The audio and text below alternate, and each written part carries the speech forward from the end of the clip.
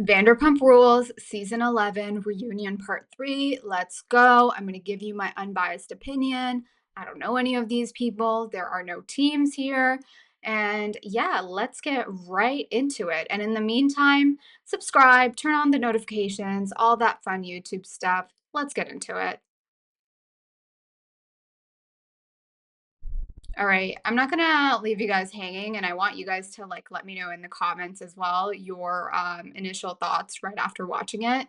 To be quite frank, I thought this reunion was, how do I put it, unsatisfactory. What else can I say? Reunions are for either people to hash it out and be on a path to recovery, to friendship, to okay, we will stay amicable. This was a lot of people said what they said. Some people I felt like still held back. In the end, I think what happened within this friendship group, it's going to take a little bit more time, and if I felt unsatisfactory, well, then that's my problem. These are their real lives, these are real friendships, and that's where they are now at this point in time. But, anyways, it was funny to me that we started off with, oh, let me go back in here. There we go. We started off with Jax and Brittany. Like, how funny was that? Where is the other Jax? Okay, there we go. Jax and Brittany. Like, really? We're starting off with these two. So, anyways, Jax apparently was not apparently, he was in season 11. If he was in season 10, which, that's when they picked cameras back up once the video and everything came out, Jax would have had a field day, but we did see him do a little bit of that. The couple scenes we saw him in Vanderpump Rules this season, he would come in, he would be a total tornado and just like give it to Tom Sandoval, and then he would like leave and go back to the valley, which I thought was just like so funny, just him giving it to Sandoval because no one else like really did without like screaming and like not making much sense. Anyways, and then Andy asked Katie about the cheating rumors she heard about Jax cheating on Brittany. And Katie's like, oh, I heard these rumors online.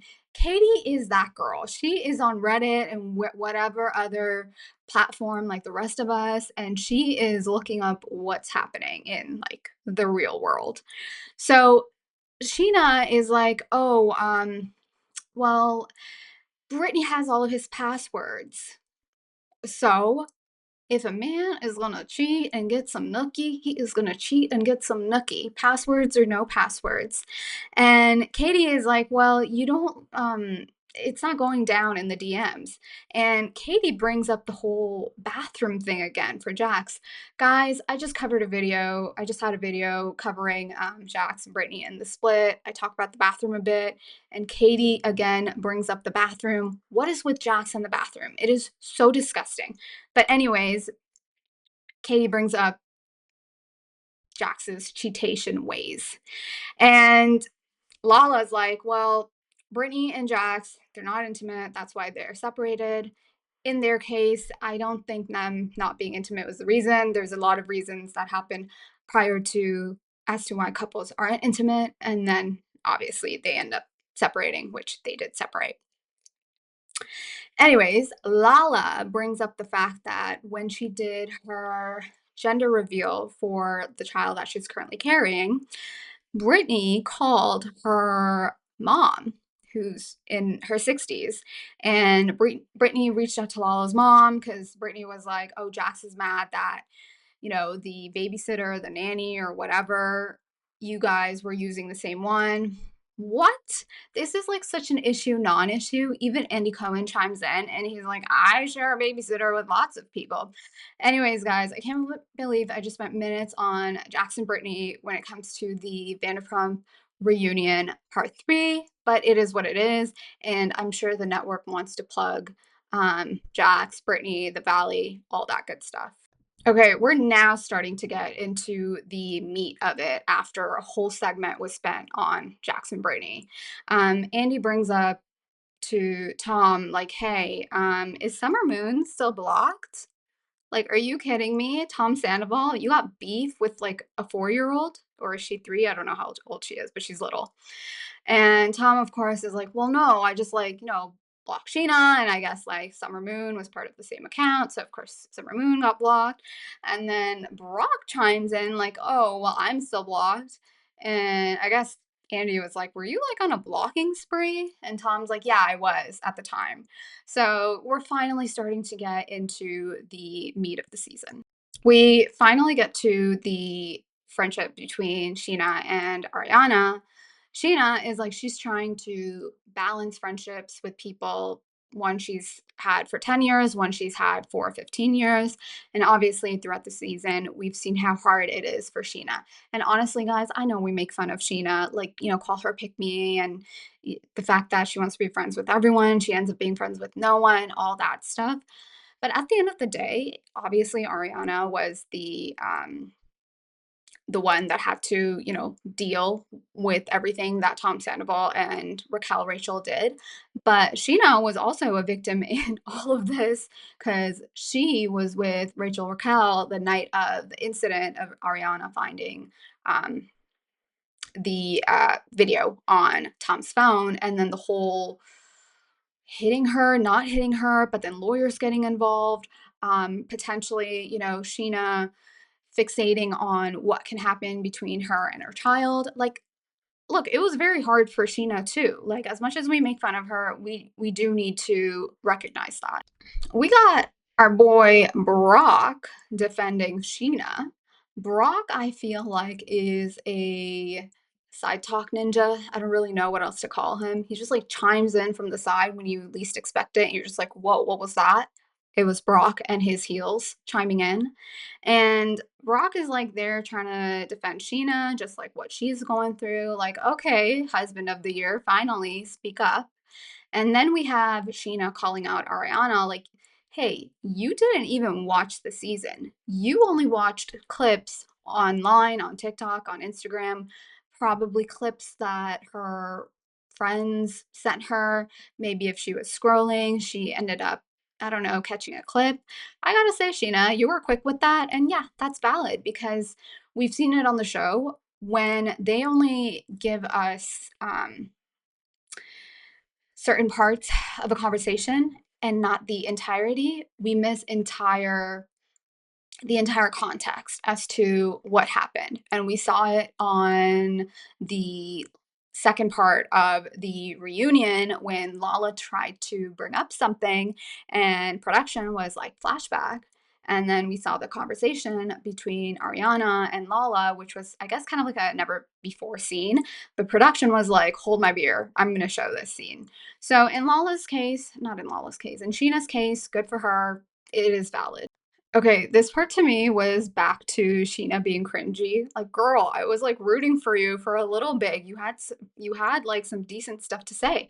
So Andy brings up the whole like Sheena on her bed crying. Like, it's never about me. Like that iconic scene that we now attach Sheena to.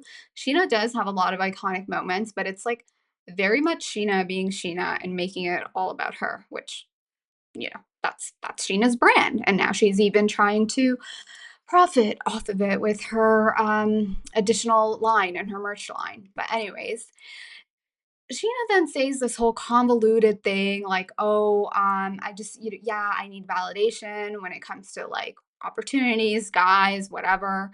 I just wanted to be on the journey with her."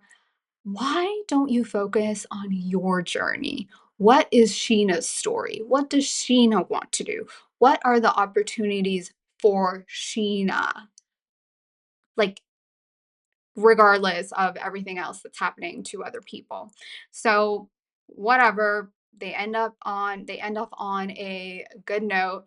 And guys, keep in mind this was prior to the montage that they had their segment. So, they end off on a good note. Katie and Tom, let's get to these two. It is truly like watching oil and water. Andy, of course, brings up, asks Katie, do you think Tom Sandoval's involvement, what he said over the years, do you think it had anything to do with you, in shorts, dissolving your marriage, your relationship? And Katie's just like, yeah, like over the years, Sandoval just said crap to shorts, like he was in his ears constantly. It's it's like if you and your hubby are having, a hard time and then you chit chat with your girlfriend and your girlfriend eggs you on, like, yeah, your man ain't shit. Well, okay, that's a little different because you're going to your girlfriend. But you guys get the point, right? You have someone in your ear talking ill of your partner, and you would think that would, I don't know, make some sort of an impact, is essentially what Katie was trying to say about Tom Sandoval. And Tom kept saying, like, yeah, we're just two different people. And then he tries to call out Katie, like, look at how you treat people. Granted, Katie doesn't exactly have the best aura, the best vibe. She always seems kind of down. That's just who she is. Whatever. It is what it is. At the end of the day, Tom Sandoval, Katie, they just don't mix. And Andy, of course, made that comment like sarcastically. He was like, "Oh, I could just see the chemistry between you guys," as they're like ending off on the Tom Katie package. Why does this man continue to double down, triple down, and say the worst things ever to continue digging his grave? Tom said something to the extent of, "Yeah, we're gonna bang it out." Oh, my God. My God. This man is just insufferable. What is he, 41 at this point? Gross.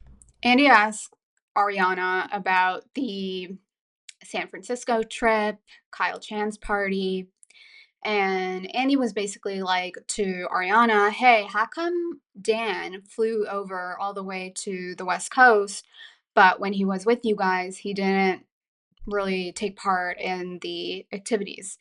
Honestly, guys, I thought he did take part in some activities. Like he was on one of the boat ride. Was it a boat ride? And then he was on that like tram thing going down San Francisco. Or am I just like mixing things up? But he was definitely at the lunch while Tom Sandoval was helping out the band move stuff with the stereo sound system and whatever. I don't know. I feel like Dan was a part of it to an extent. Now, Ariana's response, I'm not really sure how to say this, but when Ariana said her response, I was dying a little, and instantly I thought, pan over to Brock right now. So Andy's like, you know, Dan joined you guys in San Francisco. He didn't like hang out with you guys much. And Ariana straight up is like, he's because he's not getting paid. And Andy and I think like some other people chimed in and they were like, well, Brock, when he started, he wasn't really getting paid, but he was part of the show. It's like we're all thinking it like Dan's not thirsty. Dan has a whole life of his own. If he wants to be on camera, he'll be on camera. I think he was on camera enough. He was at the party at the end. He did enough. We know Brock is thirsty. What else does he have going on for himself? So I don't know. That was some comedic relief. Now, Sheena all season was trying to get Tom and Ariana together, trying to get Tom to apologize to Sheena. Sorry, not to Sheena, to Ariana. And her whole thing was, well, Ariana kept saying how she didn't get an apology from Tom Sandoval, so I was just trying to make that happen. Now, one thing I will say, these producers, they did kind of clock Ariana. Like, sorry, girl, I gotta say it. They had all those moments where Ariana in the pool and all these other places kept saying how Tom didn't give her an apology or anything like that. But you know what, guys? She doesn't mean on camera. She just means a sincere apology. But I think Tom has lost the plot and he thinks he is like in this weird universe where there's cameras around him 24/7, like in each corner of whatever building, room he's in. Like he thinks in order for the apology to be real, he has to do it on camera. It's very absurd. I don't know. I'm just trying to think of what these people are, what's in their minds. Get ready, guys. It's finally time for the montage. And Lala's face, I'm sure, gives it away what they were all thinking.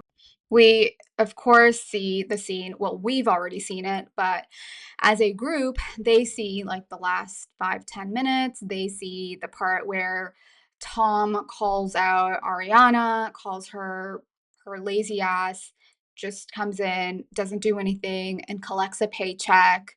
And then we, of course, see this scene where he is riling up Sheena and Lala and anyone who will listen. Like, oh, behind the scenes, Ariana talks shit about all of you.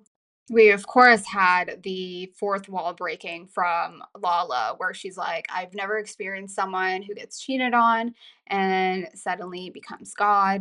And last but not least, Tom saying it works for me, because, that's the real Tom. This was a very emotional scene to watch, like all of these guys watching essentially what they filmed a year ago. Emotions are high, of course. We see Sheena. She has a couple of tears running down, but she doesn't want to ruin her makeup. We pretty much see the whole gang getting teary eyed. Ariana, of course, starts crying, and even Tom. And then, I don't know, Tom, in some weird way, I guess, we should expect this.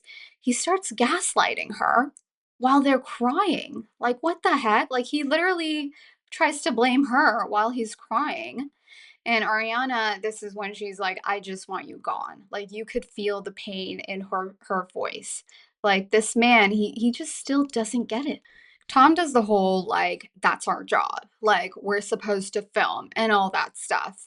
But Ariana's like, yeah, you still could have apologized to me, at our home. Like, this is not a conversation, a raw conversation. I feel comfortable in front of everyone, and that's valid. And I totally get what she's saying. Like, yes, they're filming a show. Yes, it's technically their job, their livelihoods. I understand that. But she does make a valid point. It's not authentic to her to have this important, pivotal conversation with Tom in front of the cameras. And if he really wants to apologize to her, he could have done it in a productive manner. And at the end of the day, Ariana, she kept avoiding Tom and wouldn't let him have a conversation with her in the finale because she didn't want another incident of him crying and acting in Miami, which it was kind of funny. So we got to give it to her for that. Anyways, guys, Katie then chimed in and she was like, it's the double life, the fact that Tom led a double life. He doesn't get it why Ariana is acting the way she is. Tom kept saying, Ariana, you know who I am. You know who I am. And Ariana's like, no, I don't think I do. So thank goodness for Katie, for chiming in and being like, no, she doesn't know who you are. You were literally living a double life. What do you not understand? Ariana bringing up the fact that how Tom Sandoval brought in Rachel Raquel into their life, honestly, that was quite disgusting. Like, this girl was in their home, partying with them. They were literally doing nice things for her, going on vacation with this girl, and all this was happening right under Ariana's nose. And it wasn't like some random girl. I think if it was some random girl, okay, Ariana gets cheated on, they break up. Yeah, she would dwell on it, but it wouldn't have been this bad. But the fact that it's a girl that they're both close with, she's part of the friend circle. Oh, it's just like disgusting. And he still doesn't get it. And the fact that Rachel Raquel is now opening her mouth on Rachel Goes Rogue and doing a whole podcast, and basically Ariana, in a way, has to keep reliving it or even find out things that she really doesn't want to. Also, there's lawyers involved at this point, which they touch upon a little bit. At the end, Tom was like, "You know what? I wish you the best. I'm gonna give you space. We have our lawyers. Don't worry about it." It was just really odd to me that he, like, brought up the lawyer comment. Like, can you not just give this girl a sincere apology? Like, it was so close, but then so far. And then that was a wrap on these 2. We finally get to, I guess, the I don't even know how to put it, but the 2 butting heads we've been looking forward to pretty much all season, because Miss Lala Girl has been talking crap about Ariana on Amazon Live and her podcast, which I guess is her business to buy more homes and feed her kids. And she kept saying, "Watch the show, watch the reunion, your minds will change." Honey, I don't think any of our minds will change. If anything, Ariana will probably just get more support after this reunion, seeing the shit show that y'all were doing behind the scenes. And in a way, good for her for not watching, because who would want to watch that mess where all these people she thought were her friends are talking mad crap behind her? And if they are talking mad crap behind her, one thing I will say, give props to Lala about, her whole thing was people are saying certain things behind Ariana's back that they are not saying to her face. If that is fact, then all these people, she needs to round them up and they need to be honest with Ariana. If they can't say it, then you know what, Lala? That's their problem. That's Ariana's problem. She'll have to deal with them one by one. You don't worry about them. You worry about what's in your head and what your thoughts are on Ariana.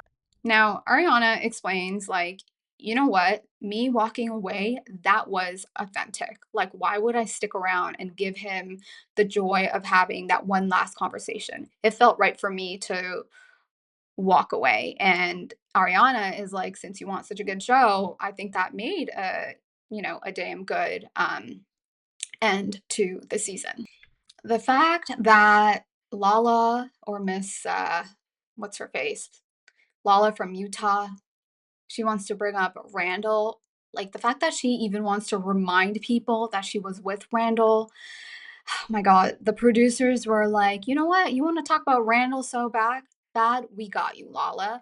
So these editors do flashbacks of all the people that were, saying that Lala basically wouldn't allow them to talk to or talk about Randall. And Lala, at that time, a couple of seasons ago, when her and Randall broke off, she was actually dictating who can and can't talk about him.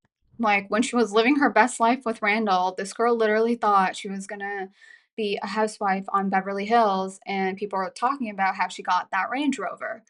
Honestly, Lala could not she couldn't take Beverly Hills. With Sutton over there, Sutton would ask you all the questions, Garcelle would ask you all the questions. If Lala even tried to go to Potomac, I know Candace isn't there now, but Candace, she would run her mouth. Try going on one of the Housewives show. I'm not even gonna bring up OC. I'm not even gonna bring up some of the other ones. It's no. That's a no. Look, at the end of the day, Lala keeps saying how behind the scenes people say one thing about Ariana, how she's like changing and all of that, but they don't bring it up. Lala's really just mad that when the whole Randall scandal happened and, everything blew over, she did not get the support that Ariana has received in all of this. Lala talks about how she didn't get her house from one scandal, like the whole, Sandoval, the merch, the send it to Daryl merch, which it seems like it got her the down payment for one of her houses, and she just bought another house. This woman is like, no, I didn't just buy my houses from this one scandal. I've been working hard for many years. Girl, how much did you get paid on Vanderpump Rules the first couple seasons? Be real now. Be so freaking for real. And if you think the money from Vanderpump Rules the first couple seasons, granted, let's just say she saved it and, she wasn't like living that jet set life on her own time. Who's paying for all those lawyers right now against Randall? Like, be so for real. Then she really lets Ariana have it. And she's like, if you don't care about your position on the show, care about mine. And then James Kennedy out of nowhere is like, damn. And then Lisa chimes in, like, you know what? Not the true story, Lala. But anyways, Lala girl, she gets mad, she gets heated. I frankly think she's just mad that she didn't get the same opportunities as Ariana did when her scandal broke out with Randall. But what she's not getting is you were the other women. You were the mistress. You were living in this man's home. His name is on the title of the house. He owns it. Yes, you had a kid, but because you had a kid, you had to get away from this man. It's not apples to apples. Now, before segment 4 ends, Lala then calls out Katie, like, hey, over the years, you said Tom and Ariana on the surface play as if they're perfect, but like they're not really. And then, of course, shady editors, they show a flashback of Katie saying that to Lala, and I forget who else was in that scene, but that's essentially what Katie said. I feel like this is an issue we're never going to get to the bottom of. And between Ariana and Katie, because Katie has been questioned about this so many times, I would imagine these two are going to be a united front publicly and just more of a spat between Lala and Katie. And that's how we ended segment 4. Now, this part to me was a little funny because Sheena gets called out and Sheena's basically like, yeah, like, off camera, um, Tom shows up more than Ariana. Um, but then Sheena's like, well, I mean, they both kind of do. See, this is the problem with Sheena. Like, tries to be a friend to all, and then she ends up being a friend to none, or nobody wants to be friends to her. Then Lala from Utah, like, she starts popping off. She wants to, like, walk off. And guys, you have to keep in mind, Lala is with child at this time that they're filming the reunion. So yes, we make fun of Lala too for, popping off and all this shit.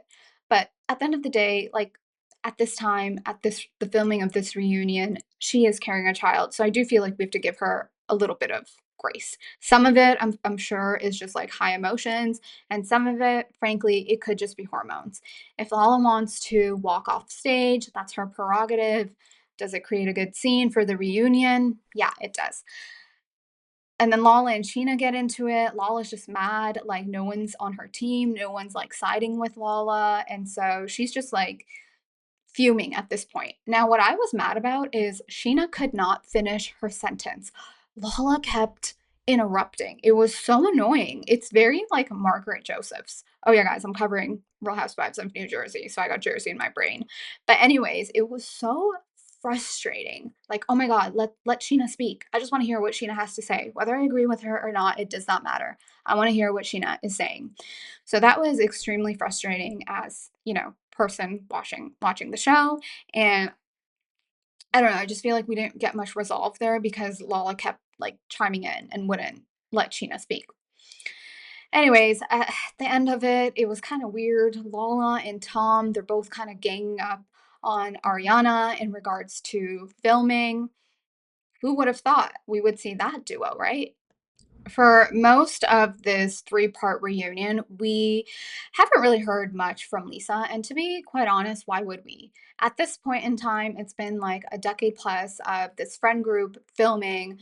They started as, waiters and staff in her restaurants. They were young, they were just partying. And now it's gotten to a point where they have their own adult lives, their own businesses, their own families, and none of them on this cast work at any of Lisa Vanderpump's restaurants. I mean, granted, Tom and Tom, they have a restaurant, not a restaurant, a bar with Lisa. Okay, cool, but they're still technically owners, 5%, but still. Anyways, Andy asks Lisa, about the reunion and why Lisa Vanderpump didn't show up to Beverly Hills reunion because that's how Lisa Vanderpump left Real Housewives of Beverly Hills. A quick refresh, that season, it was very tough for her to film. I believe her brother had passed away, and the women there were ruthless. They were not giving her any grace. Like, it doesn't matter what Lisa Vanderpump did to you previously, get her good the next season. At the very least, give her some grace the filming of that season. And Lisa's just like, you know what? Reunions are for reuniting, but she wasn't ready to reunite in Beverly Hills. So she didn't attend the reunion and she left. And it was quite interesting because Lisa ended up defending Ariana. And she said, you know what? Ariana did show up. Like, she did film quite a bit. And it was okay to see Ariana walk away because sometimes you just got to walk away. So I thought that was actually quite surprising considering she always seems to take the side of the guys, especially Tom and Tom. So that was quite refreshing.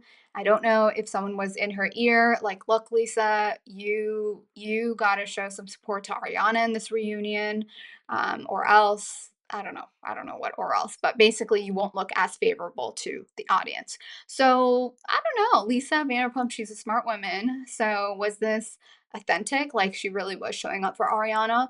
Or was it like, okay, I'll just stick up for Ariana. Like, I don't know. I still want the fans rooting for me. So, just something to think about.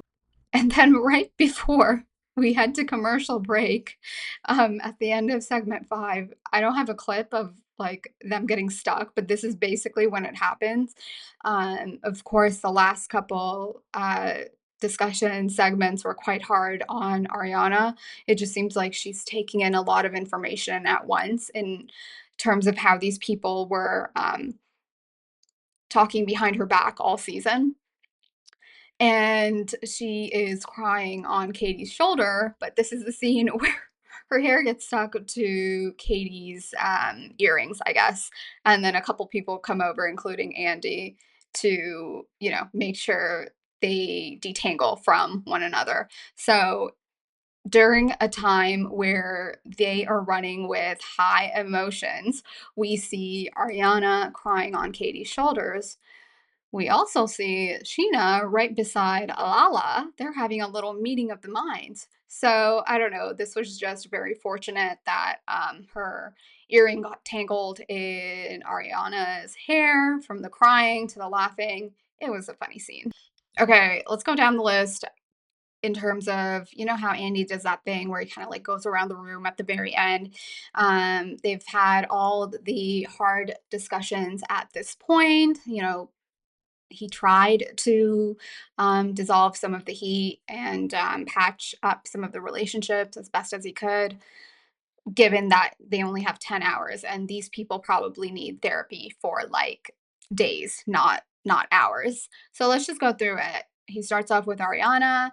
In her case, her relationships are different with everyone, and that's valid. That's fair to say. Some people, obviously, she feels safe and comfortable with, and other people, not only will she keep them at arm's length, but she wants nothing to do with them, and that's valid. Sandoval, he's just appreciative that some people gave him a chance. Like, look, guys, at the end of the day, yeah, what he did was awful. Trust me, it's awful. But he's not like, he's not on the 6 o'clock news for, some other stuff, right? So we do have to, have some perspective. Now, Lala, she might act like she was okay in like this scene, but we're gonna get back to her. You think the reunion is um we're ending it here, but no, we got a little bit more after this.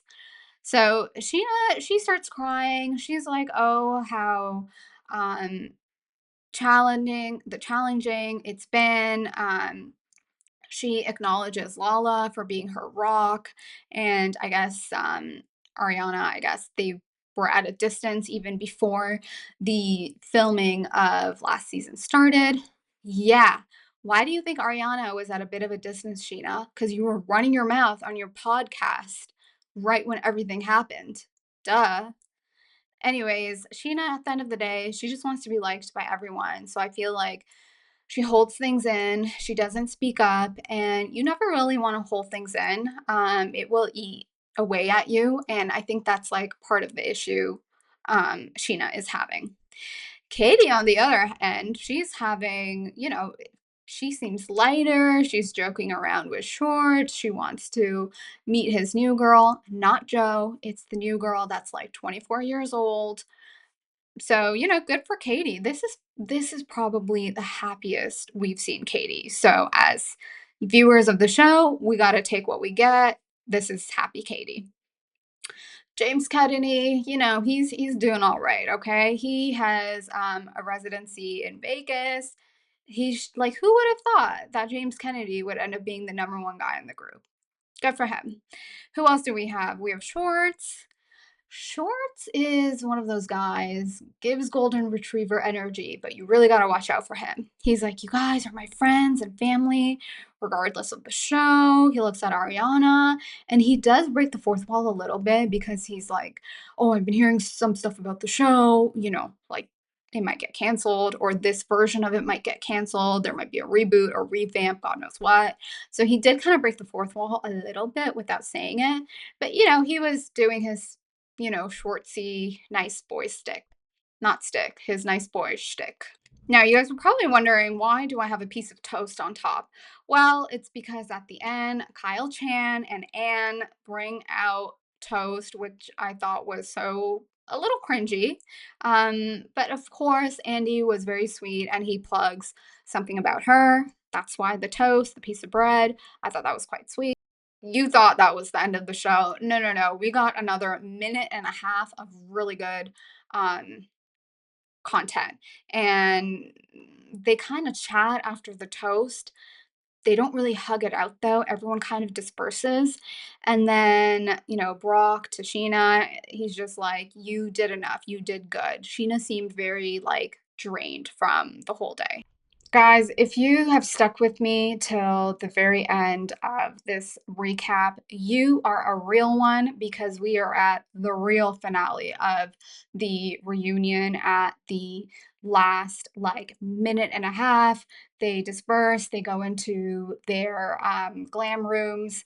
Lala is just losing it. It just seems like Lala is one of those people. She goes in with an expectation. If it doesn't happen, she will walk out fuming. And that's exactly what we see. She is just like talking out loud to herself, like, oh, back with me and Randall, people would say stuff like, you lose him, how you get him. And I don't know. She just starts crying. She looks annoyed. Again, guys, she's also hormonal. She is with child at this point. Look, her crying is valid if that's how she feels. But it's a whole different situation, and I don't know why it's not clicking, she's just not getting it. Sheena, of course, is there to, I don't know, just make sure she's okay. Tom being Tom Sandoval, he approaches Lala and, he's just, I don't know, he's just giving her props for her being real, I guess. Who would have thought Lala and Tom Sandoval, they would have an initiative of their own, which is speaking the truth when these two basically got into a mess by not speaking their truth and not living their lives authentically. So it's quite rich that this is how we end off on. And at the very, very beginning, I said to you guys, you know what? I am quite unsatisfied by this reunion, and this is why. Everyone dispersed. There wasn't a toast at the end, but you know what? That's okay. This is where they are with each other. These are their real lives. And I don't know if you guys are like me, but I see like all these montages of them from like the 2010s when they were so young and they are real friends from back in the day. It does make me a little sad. Anyways, I'm going to stop my yapping. If you made it to the end, you are truly a real one. Subscribe, turn on notifications, and honestly, we got more tea to talk about. I will catch you guys.